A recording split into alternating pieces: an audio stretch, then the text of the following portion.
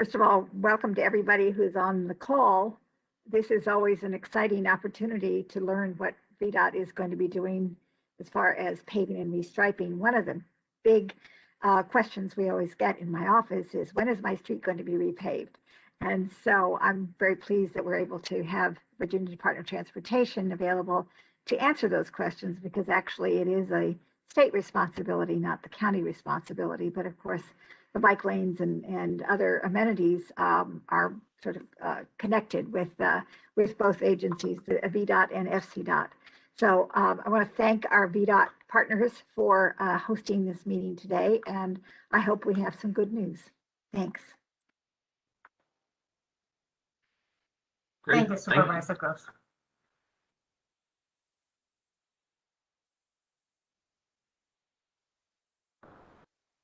So I'll take it from here. Good evening. My name is David Loss with the Fairfax County Department of Transportation. Also with us is Claudia Yana from VDOT.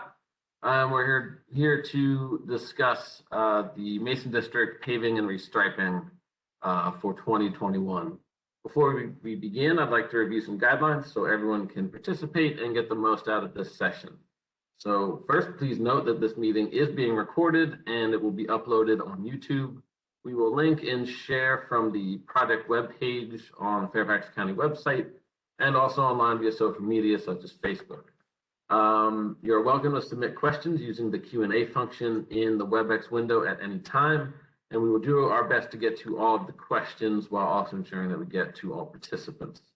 If we run out of time, our team will follow up on any unanswered questions with replies directly to the attendees or by posting Q&A on the project or on the project website. You can submit your questions in via the Q&A function.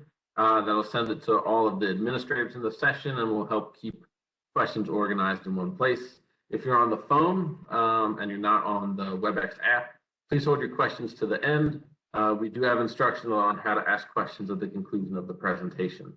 We also encourage you to submit your comments to today's meeting using our online survey, our online feedback form, or written feedback or phone call. Again, we'll provide all these at the end of the presentation. So now I will pass it over to Claudia to discuss the paving process in VDOT.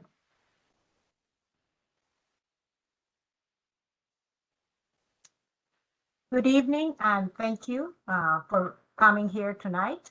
Thank you, Supervisor Gross, for your kind introduction. And my name is Claudia Lana. I'm the Director for Transportation and Land Use for VDOT in Northern Virginia, assigned to Fairfax and Arlington counties. I'm going to be making a presentation on the VDOT paving process. Can you see my screen? Yes. Okay, great. With that, I wanted to, one moment, this is not advancing. I wanted to let you know what our agenda for tonight is for our presentation. First, I will speak about the program in Northern Virginia itself, including the budget and the number of miles that we are going to be, that we typically maintain. Then I'll move to the statewide overall program on how we plan the paving program. How are roads selected for paving? It's a very data-driven process that depends on the paving conditions primarily, as well as the type of road that we're evaluating. Then I will talk about the different paving treatments that we use. Then I will follow up with Pavement Dashboard, which is essentially talking about the performance of the different road types over a period of time, how we do with respect to our goals. And then I will refer to the pavement marking and striping, which basically we don't necessarily start with what's there now. Sometimes we make some revisions, and that's where our coordination with Fairfax County comes in. And finally, I will share some links that you can go to for paving maps, for paving conditions map, as well as for general VDOT questions that you may have. Okay, the VDOT Northern Virginia District Paving Program. We have 14,000 lane miles in our district, which is essentially like coming from here to the West Coast and back twice. So that's a lot of lane miles. Fairfax County, as you can see, 7,152 miles. That is the largest county that we maintain, and it's more than the addition of Loudoun and Prince William County together. The budget in $1 million is shown here. And as you can see, between 2013 and 2021 fiscal years, the budget has increased from 58 million to this year's $108 million. For this particular year, compared to last year, we increased the dollar amount for interstate program from 9.3 million to 13.5 million. We increased the primary road program from 15.7 to 17.7, so that's a 2 million increase.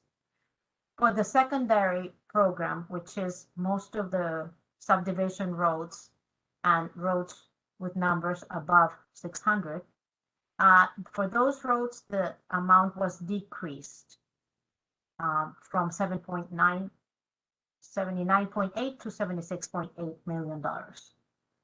As you can see, over $1 billion has been spent on road paving in Northern Virginia for the timeline between 2013 and the present.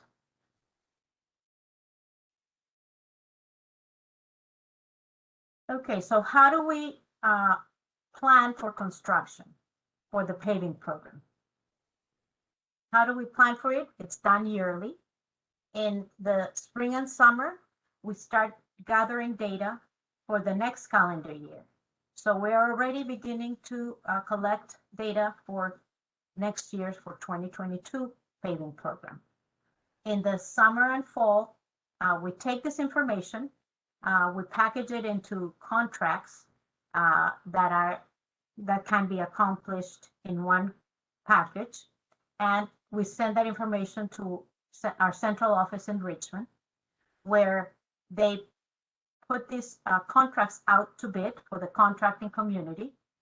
Bids are received and evaluated. Usually the lowest bid is selected for each package, and then contracts are executed or signed. Actual paving begins in April typically, although we are already having pre-construction meetings, and the paving will occur when the weather is good, such as it's going to begin very soon through October.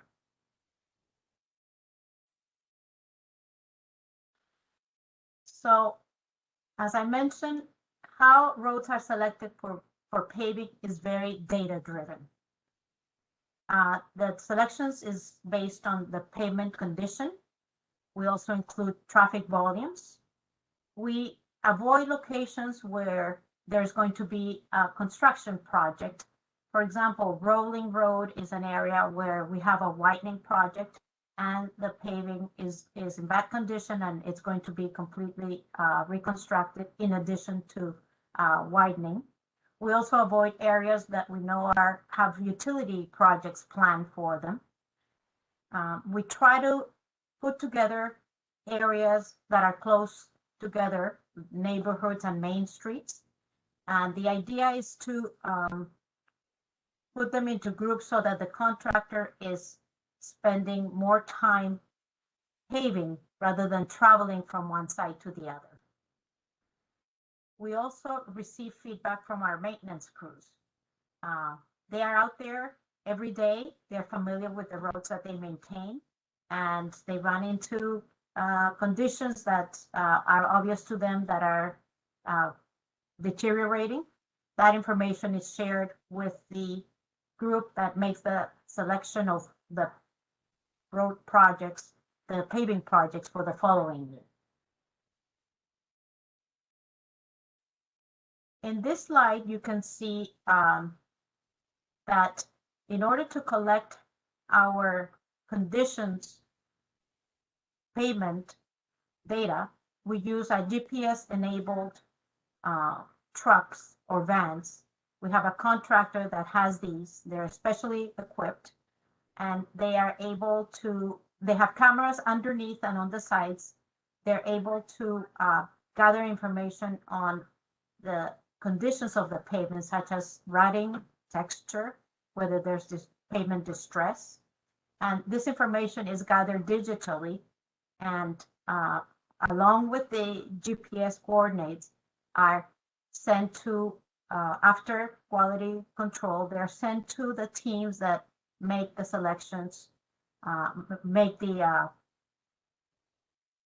determination of the condition of the pavement that has been inspected. So we rate the pavements based on what we call critical condition index. This system was established by the Army Corps of Engineers many years ago, and it made a lot of sense to VDOT, and so we adopted it. Basically, based on the data that is collected, each road is rated in terms of its condition. If it's excellent condition or fair, excellent to fair, we consider those roads in sufficient condition. And the CCI is in a scale of 0 to 100. For those roads that have a CCI above 60, we consider those having a sufficient rating. Here we have them color coded, and this you will see referenced in the pavement conditions map. Roads that are in excellent conditions are shown in green, in fair conditions in yellow, and different degrees of red identify those that are in poor, very poor, or very, very poor condition. Here on the right, you can see some visuals of what a road looks like when it's considered in excellent condition with CCI between 90 and 100, in poor conditions between 50 and 59. And of course, we do both asphalt and concrete roads.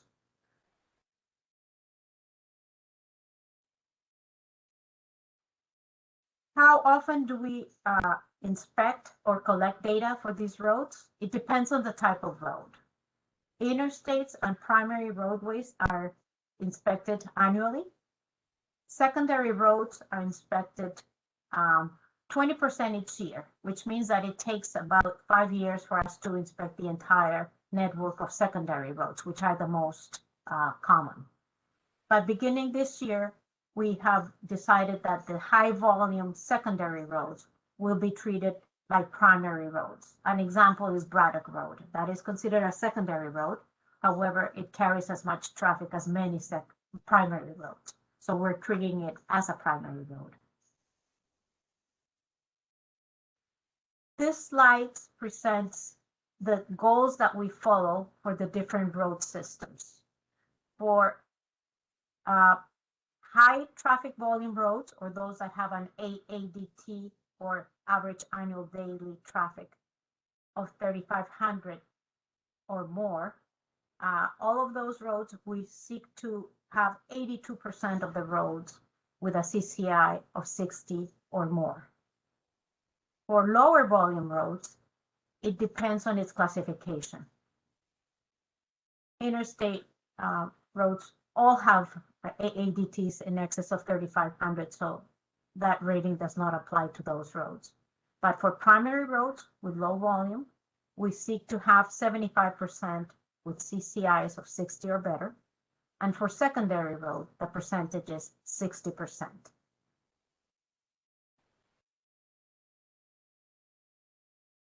This slide shows the pavement dashboard, basically the performance of the 3 road types that I mentioned over time.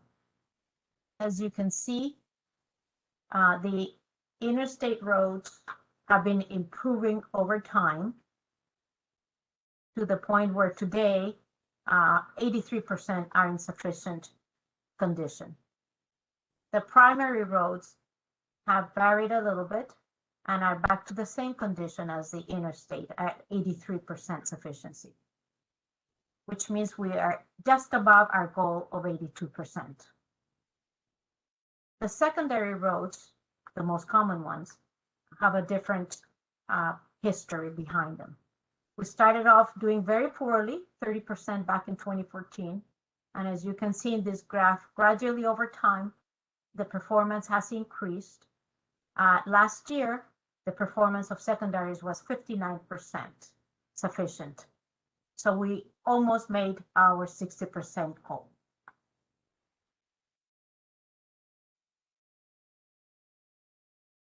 In terms of the types of pavement treatments that we use, they vary. It depends on the condition of the road.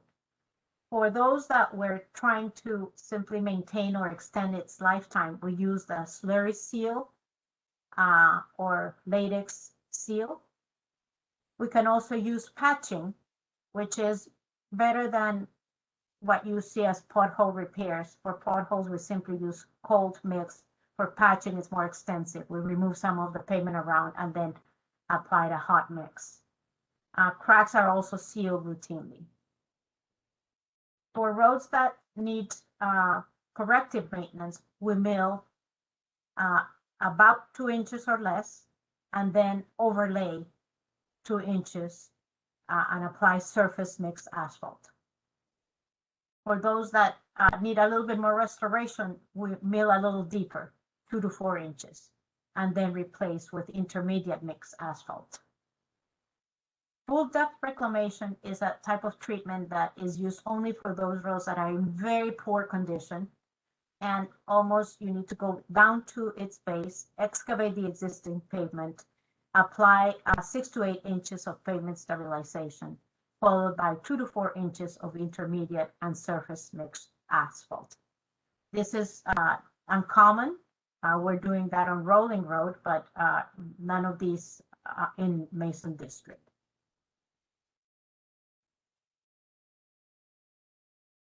This is a view of the pavement condition map. It's an example from 2018. So this has been updated, but this particular view helps explain what is included in a pavement condition map. It is color-coded. As I mentioned earlier, excellent roads and good roads are in blue and green. Those in fair condition are in yellow, and those in very poor condition are in different tones of red. This particular map can be found at virginiaroads.org, and you would search in the Maps application area. And there is an updated version also.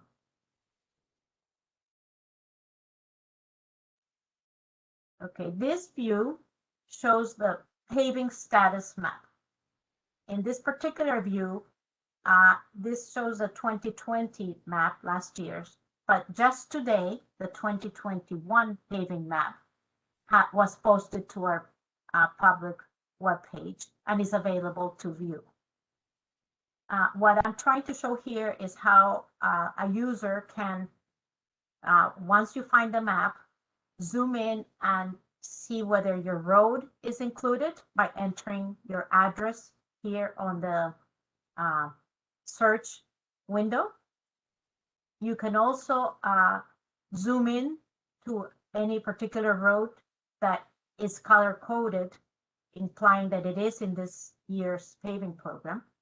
And when you do and click on a segment, you would be able to find out who is the project manager and his or her phone number and email, so that if your road is one of those in the paving program, you would be able to contact this person for information.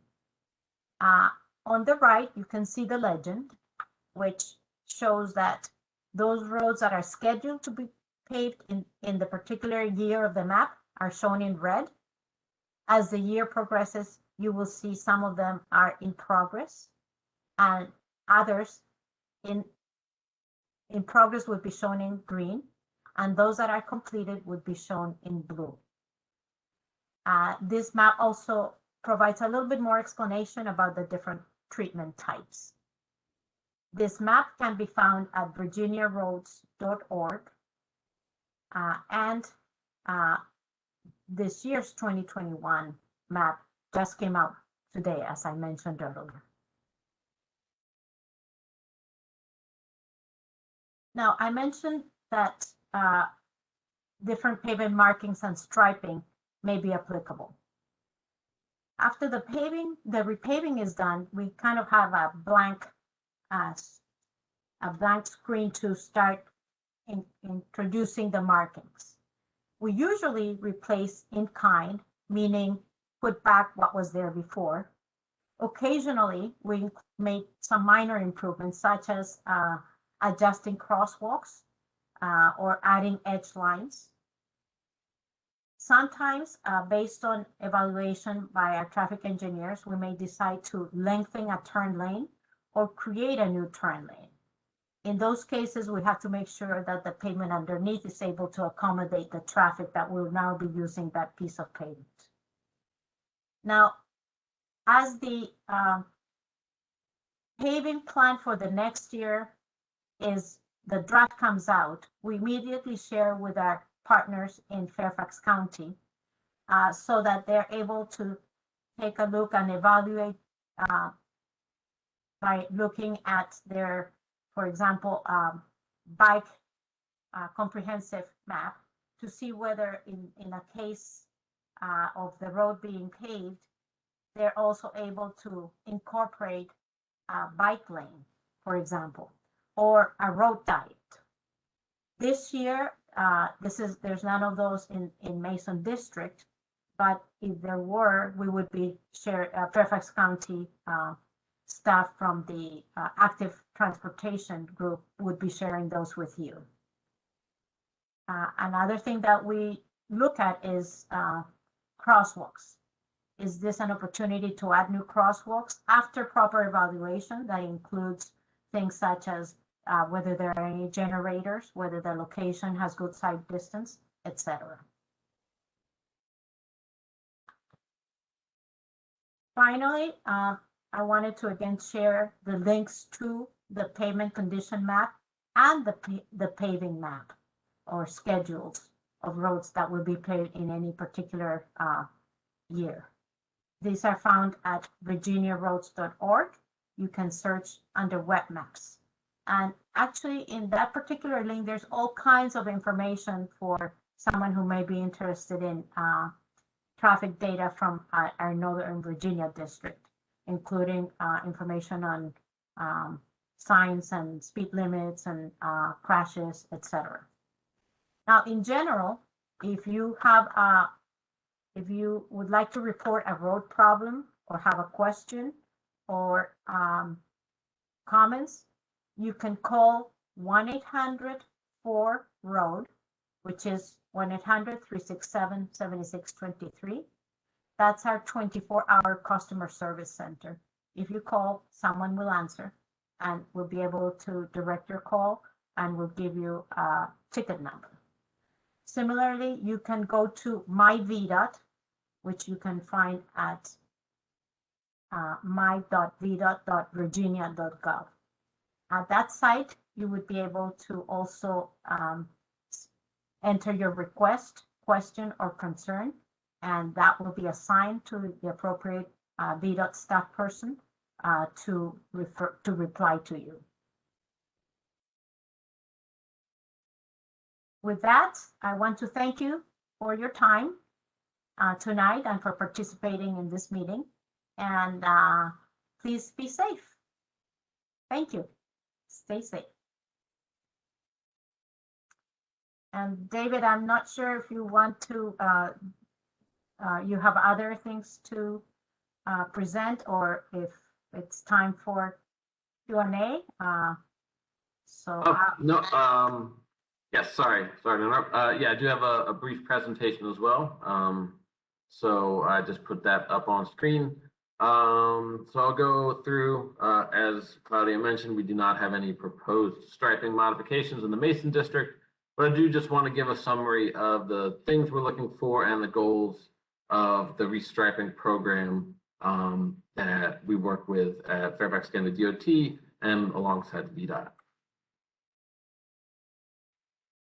So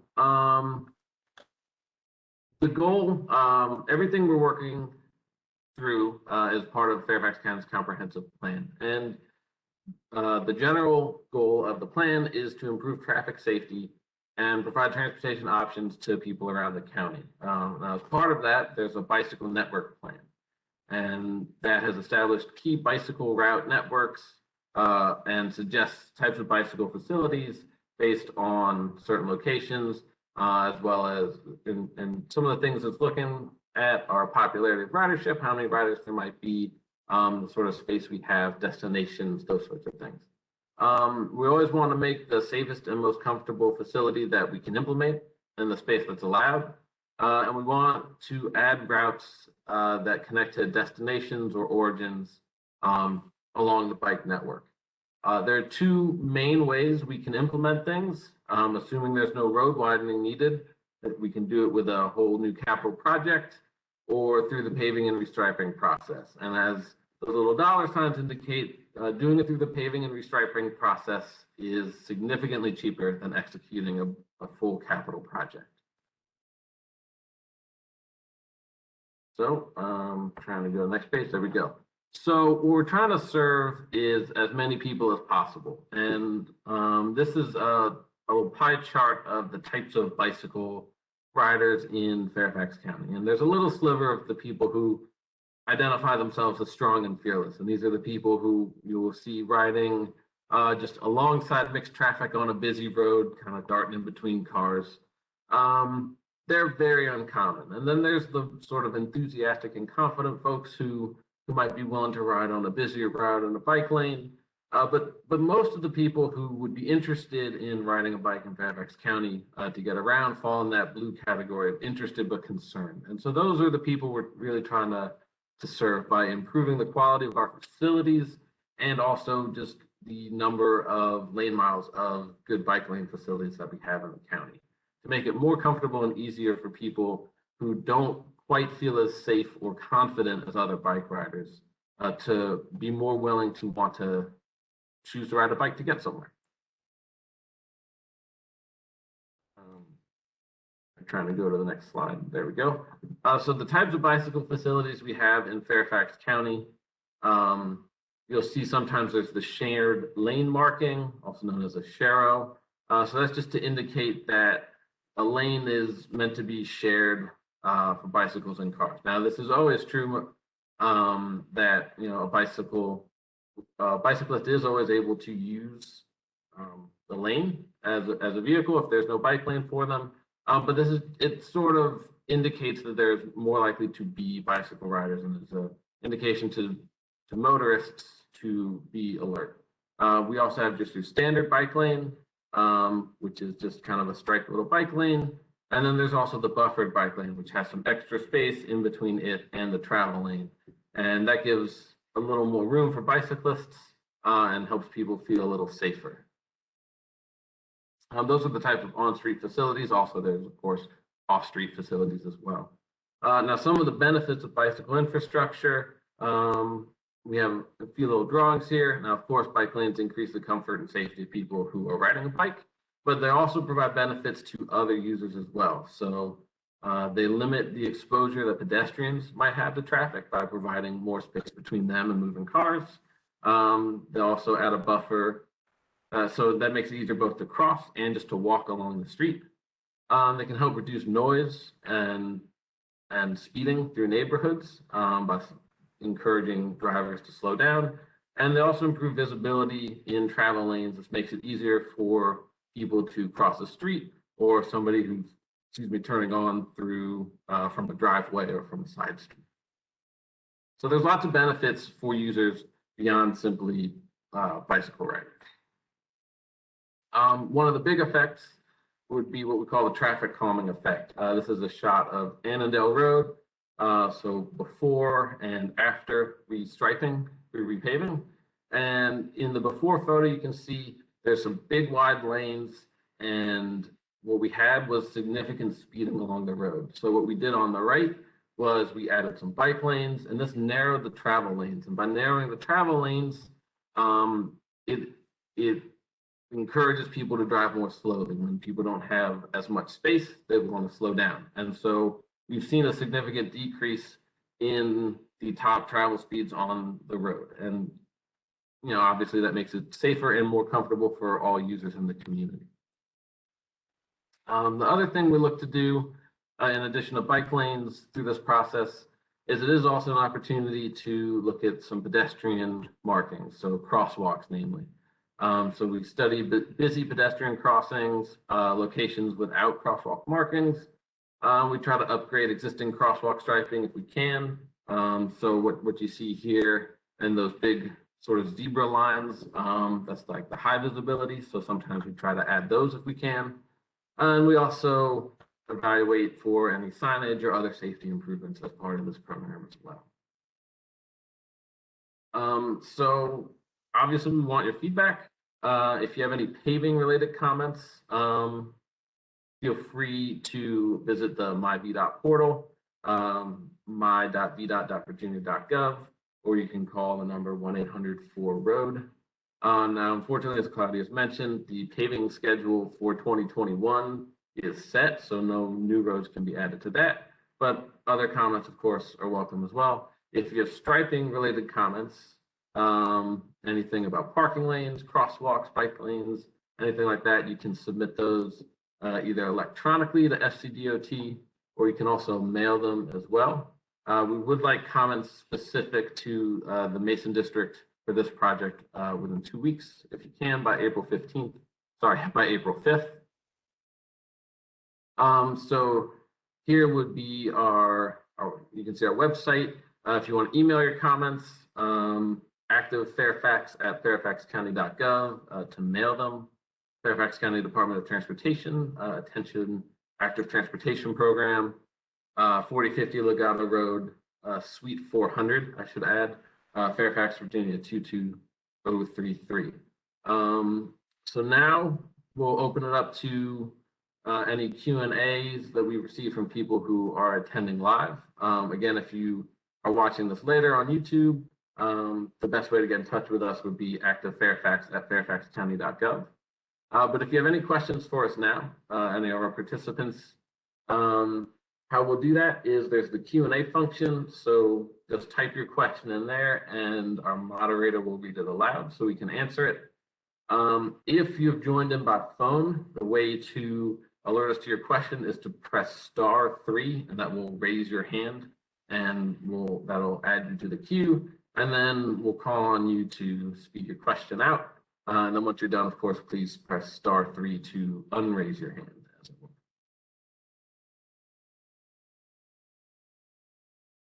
So that's all. Thanks, David. Oh, great. Our first question, I can read our first question out loud if you're ready for it. Yes. How can someone find out if their secondary street has been analyzed for consideration in 2022? And I guess that's going to Claudia. Yes, thank you. And that's a great question. And, you know, I don't have an answer for you tonight. Carl Salzano, I see your name and I can find out and let you know whether the particular road is has been evaluated last year or when was the last time that it was evaluated. The only thing, there is a pavement conditions map that I mentioned earlier that you can find at the same link as the paving map that would allow you to see the condition of the road. And if it is in the poor or very poor category or CCI, then it has more possibility that it will be considered for the next year if it's not already in that year. I hope that answers your question, but please feel free to, if you can either provide me your email address, I can follow up with you. You can just type it in the Q&A if you'd like, and along with the road name that you are interested in. Thanks. The next question is, where can we get copies of the presentation slides?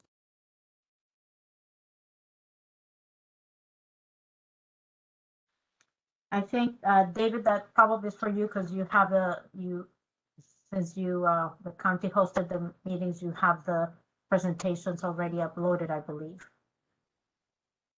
Yes, and we will be uploading the video recording of this presentation online as well. And if you go to our website, as you can see there in the yellow box, fairfaxcounty.gov/2021-paving-and-restriping/mason/feedback, or I guess you don't have to go to the feedback part. But yeah, so the materials for the presentation should be on there as well.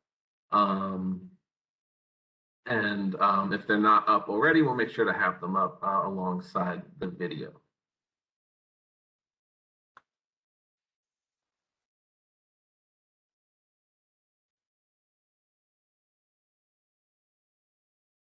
We don't have any additional questions at this time, so I'm just waiting to see if we get any more before we close up.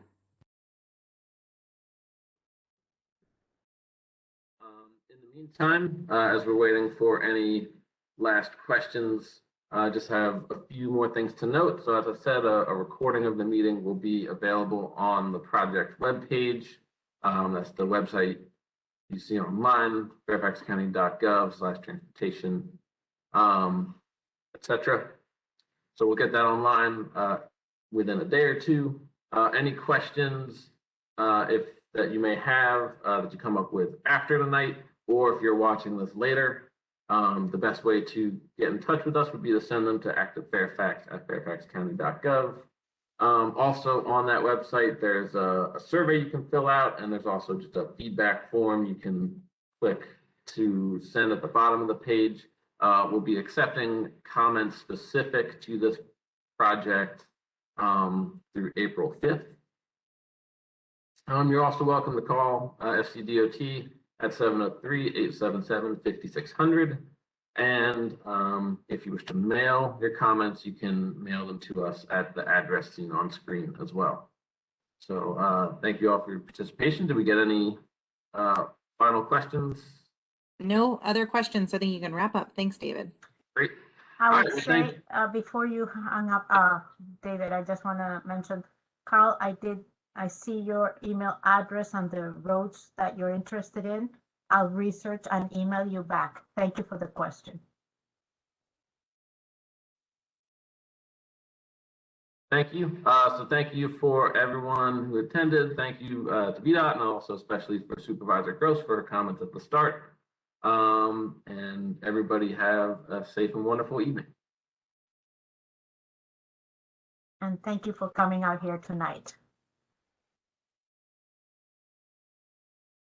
Good night.